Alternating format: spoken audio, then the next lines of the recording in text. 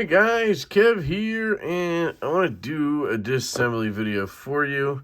Got my LaCroix here, and a couple of things to address. First, I got a new slip from the homie Troy over at Northwoods Leatherworks. This is for the Hedgehog, the exclusive Hedgehog from traditionalpocketknives.com. Fantastic knife. Needed a fantastic slip, so I got one. You can see it slides in easily. It does come out a lot easier than my Venom Jack does, but that's kind of how it always goes with these very tall sheep's foot blades, where a blade like this is a little bit different. It kind of tucks in more, so you can, I don't know, it's just different. And this is just a really tight fit, although it's breaking in really good. But you can see it's not like coming out or anything, but fantastic. And it's just going to get better probably because I'm going to do this pinch game I like to do. I like to mold it. I like to mold it. I like to mold it. And you can see the form there of the knife. I love that. It's like one of my favorite things. I tried explaining that in my Knife of the Year video. It's just a whole thing. Like the slip, the knife, the whole thing is just a really fun process for me. And here you can see it is thinner. So you have a thinner overall profile because the Hedgehog is a thinner knife. And that's kind of cool. So might be a little wider. Yeah. All right, cool. Anyway, I got that. I got two of the pony prototypes back from Colin. I'm going to send one of these to Metal Complex. I was able to get in touch with him. It took a while for me to make contact with him properly, but I have done so now. So I think I have an open line of communication with him, and I'll be sending stuff when possible. Just got to figure out which one. I'm going to send one of these out to him. And then maybe a growler will go with it. Obviously the White Mountain one. And yeah, so that's what I'm going to do with those, or one of them. And then we'll probably pass around the other one or two that I have there. And then lastly, I have a package from Seth, who is, his name's World Tree on YouTube. So big shout out to Seth. And this is pretty cool, I gotta say. So we got some dum-dums, which is cool, as always. Some lollipops. Big shout out to Seth for the lollipops. Thank you. My kid and I will enjoy those. And it says, to Kevin, happy holidays. And this is just really cool. Hey, bud, I noticed you got into the Leatherman tools. Thought you might like a model I've been carrying in the backpack for years. I threw an extra one in for a gift giveaway. Best to you and the family, Seth. How cool is that? So big shout out to World Tree. Appreciate the gift, dude. Yeah, this is pretty cool. So let's see what's in here. I did kind of take a peek. And these are Leatherman Micras, which is pretty sweet. So let me see. Here we go. Put the boxes over here. And these are from their custom shop, which is interesting. So this one, he added, I guess, like a wintry pattern to it. And if you don't know the Micra, it's basically the size of a squirt, which I really like the squirt. But it's also, you know, a very tiny set of pliers and tools and whatnot. Hangs off my bag. But it's kind of less useful, just being that it has pliers and then a tiny scissors.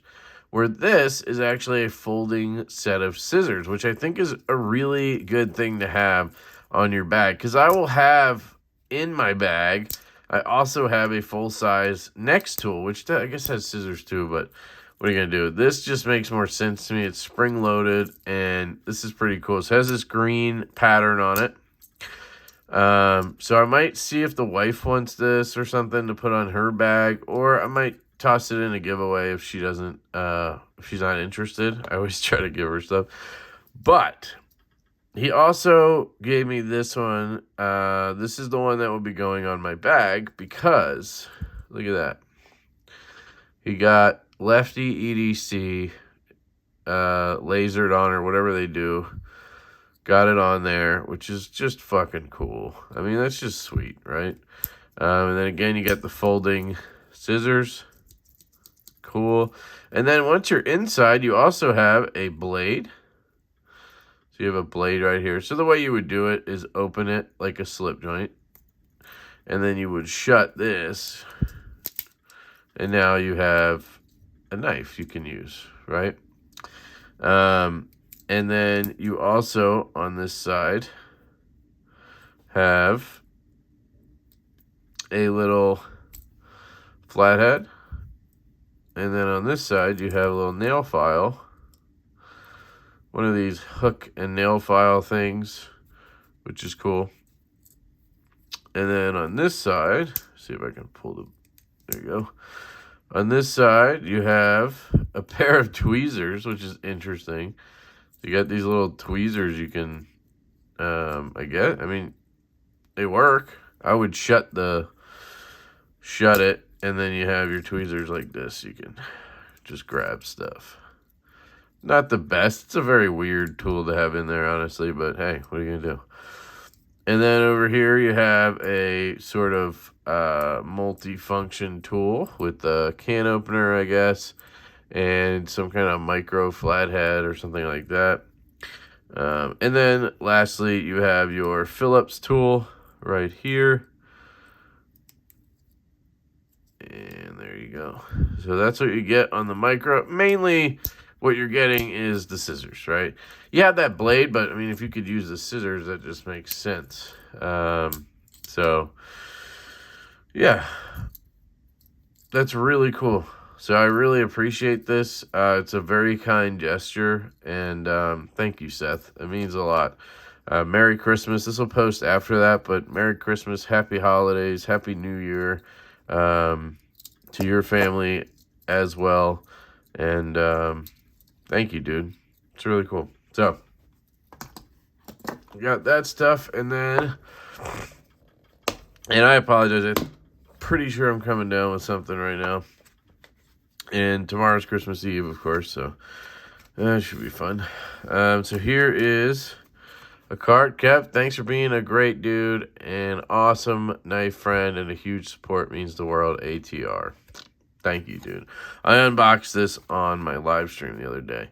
So belt satin, stone milled, production run number 1, our standard number 4, and then we got a bunch of stickers and whatnot. And then under here, there's nothing there. So this goes up there. And you have this really nice case. And we can put this down here. And put this aside. I might keep it out until I put the bearings in. But I noticed when I unboxed it on the live last night that it was loosening up. Like you can see the centering's off. And I basically stopped messing with it because I didn't want to have it, you know, rub or something like that. So let me just grab a T8 and show you. So I should just have to tighten that down, and now we should be centered, fires, no play, great action. So what I ought to do is just take the old super glue and glue the bad boy. But you know me, gotta mess with everything. But look at that action, though. It's like, is it even worth getting in there? Is it even worth getting in there and putting skiffs in? I really don't think so. Is there any side to side? Like, no. Up, down, no. So I don't think it needs anything. So maybe I'm just gonna put glue on it and call this a day. Let me just see what happens when I do this. This is how I test the glue. I take out the pivot screw. You can see the D shape there. Then I take the pivot screw and put it back in, like so. Tighten it. check everything. Centering, dead on, dead on. Fires.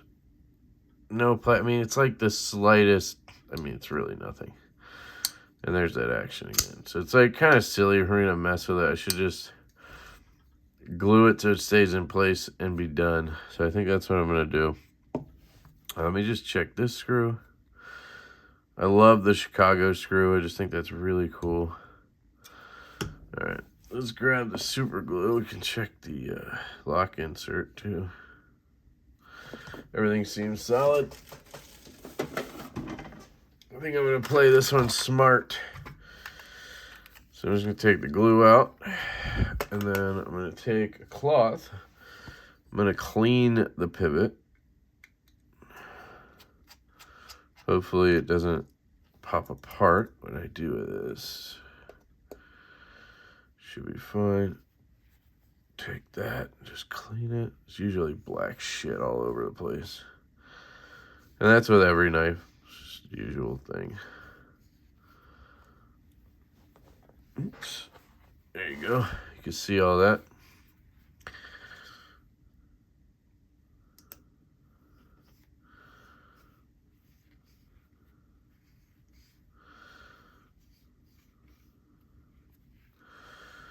Get some more. I usually just do that. One, I figure it cleans it. Two, it might let it tighten a little bit more. I don't know. I just have stupid reasons in my mind for it. See all that gunk?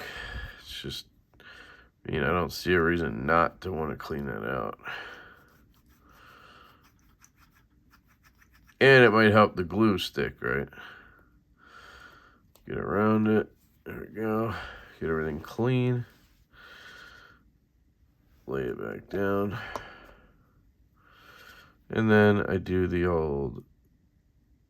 Put it on. What I've been trying to do, because I'm always trying to improve, take a Q-tip. Just put a little bit on here, right? And just spread that inside the threads.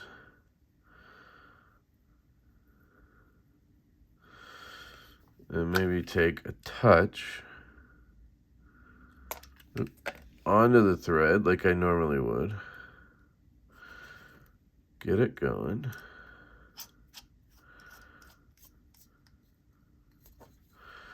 Centered. No play. Great action. So I'm going to let that Loctite do its job right now, aka glue. Let me just do some other stuff while we're here. Don't know what that is. That might be literally be a piece of glue I just got on there. So while we wait for it to cure, we can take this, clean everything off, you know, do everything nice and tidy. Maybe take another Q-tip with a little bit of, uh-oh, there we go. This might be at the end of its rope. I got more, I always have more, but take a little bit of KBO Heavy. Show you here what I'm going to do. Try to be careful because I don't want to cause lock stick or any issues, but if you just take a little bit, put it on there, open it up. I can hear that detent ball rubbing on that belt set, and just push it aside and drop a little bit onto that detent ball. Trying to be careful not to hit the lock bar, which I just did. Then I shut it slowly. You'll see, I'm not going to flick it open yet. I want to clean that off. Make sure I get all the oil that I just accidentally got on there off, because you don't want to transfer any oil onto your lock face, because then that's how you get lock stick. It's harder with a insert, but it's possible. So then I'm just putting a minute amount of pressure right here on the detent ball. You know where the detent ball is because you just saw it, and then because the screw's right there, you just push down. I'm not pushing hard, just a little bit. I'm doing this to let that track wear in.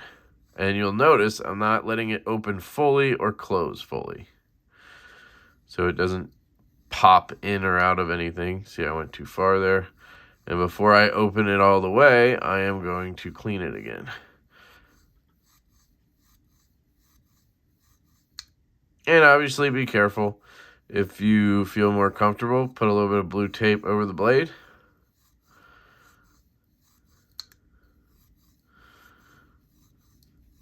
And this is the same thing I do with Jaegers and whatnot. I know a lot of people are going to argue, you shouldn't have to do it with an expensive knife. See that oil right there? A little bit of oil. We're going to clean that up. Is all of this necessary? No. You could have just taken the knife, Loctited it, and then went about your business. And it probably would have broke in. It would have broke in over time. No big deal. But I am a maniac. So I think I've probably given it enough time to break in. I'm going to clean that up. So another thing I'm noticing is a little something on the scale. And what I think it is a little bit of super glue that I accidentally let dribble onto the scales. So I'm going to take this acetone. I'm just going to wipe that up and see what happens. See if it lets me clean it off after I do this.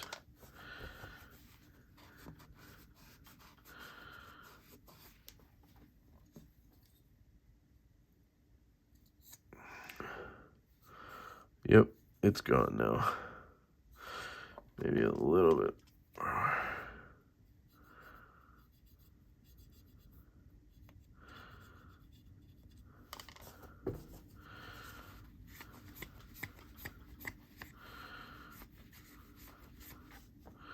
There we go. And just be very careful if you're using acetone because it will melt plastic and stuff. So I try to keep it away from anything plastic. I've melted a keyboard on accident. So there, I used 3 of those. Those are from KPL. If you guys ever need these micro Q-tips, they're microfiber on them. You can get these at knifepivotlube.com. Use my code LeftyEDC. They also carry all of the knife pivot lubes that we used here. Was the heavy. I also like the original very much. The ultralight is good, but I just haven't found a ton of uses for it yet because I'm not an OTF balisong guy. And then there's also a dry lube that I haven't really gotten to test very much. You can see how much I use this.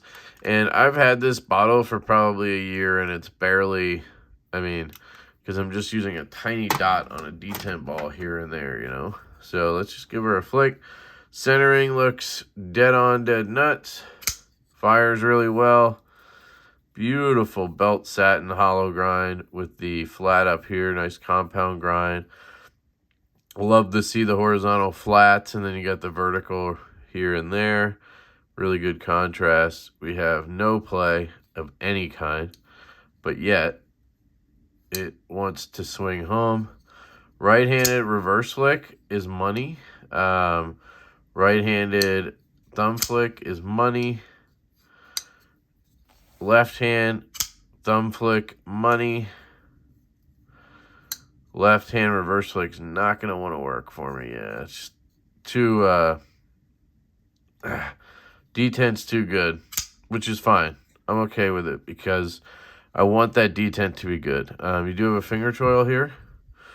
You can see that right here. I don't know if it shrunk at all from the prototype, but it does fit my hand pretty good. And you tend to want to pull back to this area anyway, so you're not climbing up onto that edge. But the ergos are pretty good. I do like it in the back grip. I like it in the choked up grip. It's a unique design, you know. It's one of those designs where you get those people who are like, oh my God, he copied a, right? And they're like, he copied a Chavez blade. And he copied a Vero handle. And it's like, dude, this does not look like either of those. I mean, I don't see the Vero thing at all. And then the Chavez thing, sure, but he didn't invent the compound grind. Like, look at the Varga VBR. That's a closer comparison. Like, he just has a compound ground drop point. Like, give me a break. Oh, crap. What is going on?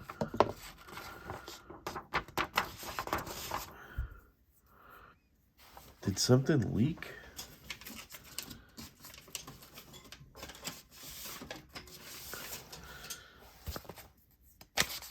How deep does that go? That's so weird. What is that? Mineral oil? It might be mineral oil from when I don't know what happened to it, but guess we got lucky. And it dropped on the right thing, just dropped on sheets of paper. I'll have to check the storage thing in a second, but let me grab paper.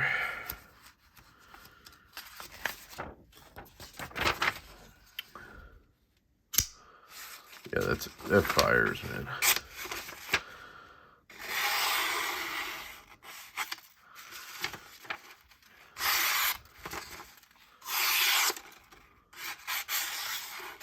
I mean,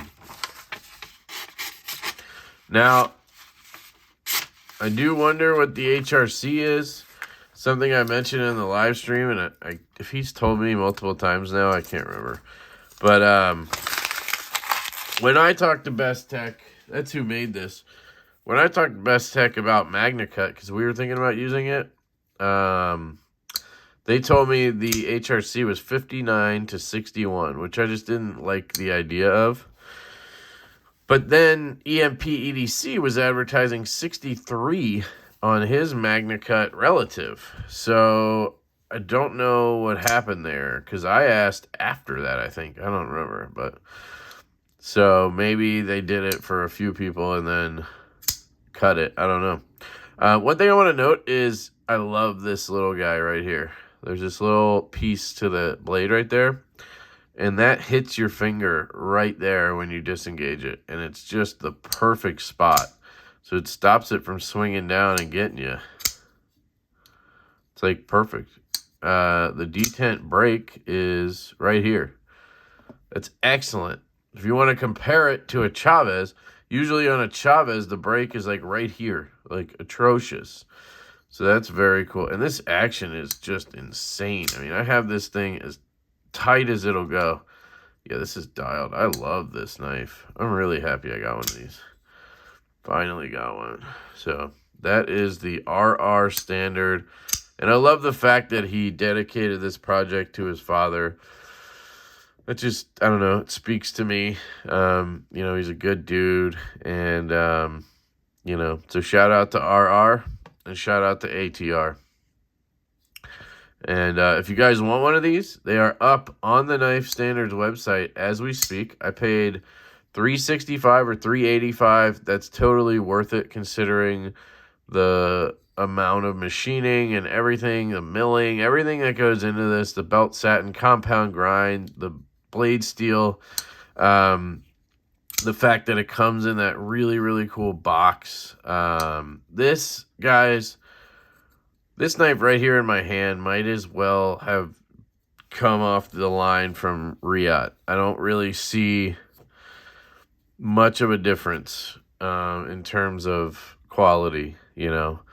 Don't know what Riyadh would have done differently to make it better. I mean, this is really fucking good. So I gotta say, I'm very happy I picked one up. It took me a while, right? I said I would get one, and I never had the funds at the right time or whatever, and I finally just pulled the trigger the other day, and I'm glad I did.